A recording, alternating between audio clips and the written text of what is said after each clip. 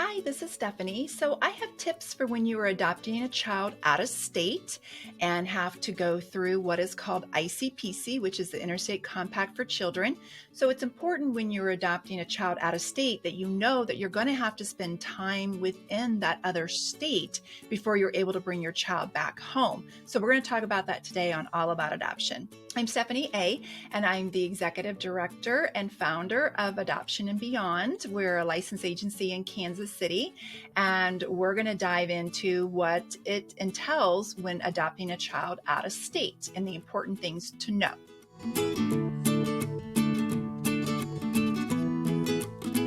So when you're working with an agency, commonly they will get a hold of the hospital social worker and find out what the hospital procedures are in the other state. However, if you're doing a self-matching adoption, which is something that we help families with as well, we have a special program for that, and I'll tell you more about that below.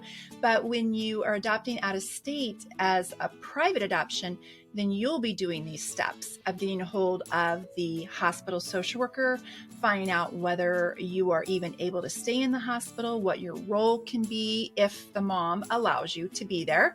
And also that will really help in knowing when you're doing your accommodations, whether you're going to have to get accommodations for those 2 days that the mom and the baby are usually in the hospital. So knowing that ahead of time will really help when you're planning where you're going to stay for the adoption process. Also, another thing is you need to be prepared to stay in the state for 7 to 10 days. It could be longer if it is over the holidays like Christmas or Thanksgiving. If you get stuck in that time period, I apologize. I am so sorry if you do, but just see it as a blessing that you have your child and you will get through this and you will get home. It will just take a little bit longer to get there.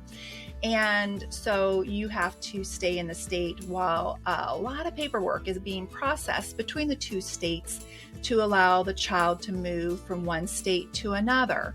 Now, something that's important, especially for example, here in Kansas and Missouri, we're in Kansas City. So, of course, you know, we straddle two states. We straddle Kansas and Missouri. And so you can find that this family lives over here in the Kansas, and then 4 miles over is Missouri, but they can't bring the baby over to Kansas. And that could be frustrating because you're so close to home. But it's important to know that it's only the baby who has to actually stay in the state. So if one of you need to come home to go to work, no matter where your adoptions happen, that could be applied to you, that one of you have to get back to work, then only the one spouse has to stay in the state with the baby. And so just know that it's not you who can't leave, it's just the baby who can't leave the state. So another thing that you can do when adopting a child out of state is to make sure that your agency or your attorney, that they have everything that they need to be able to initiate ICPC paperwork and to get that process rolling.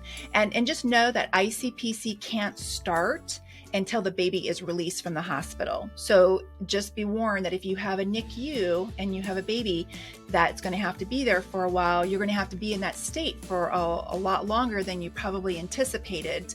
And just know that that sometimes comes up, that ICPC can't start.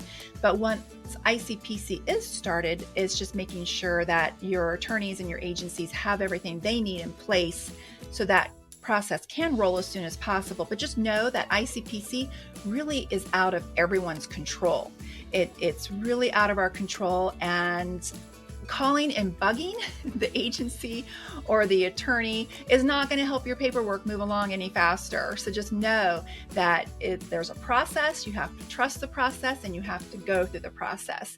That the ICPC workers, particularly if it's an infant adoption, will process the paperwork as quickly as they possibly can. And they know the importance and the priority of those cases.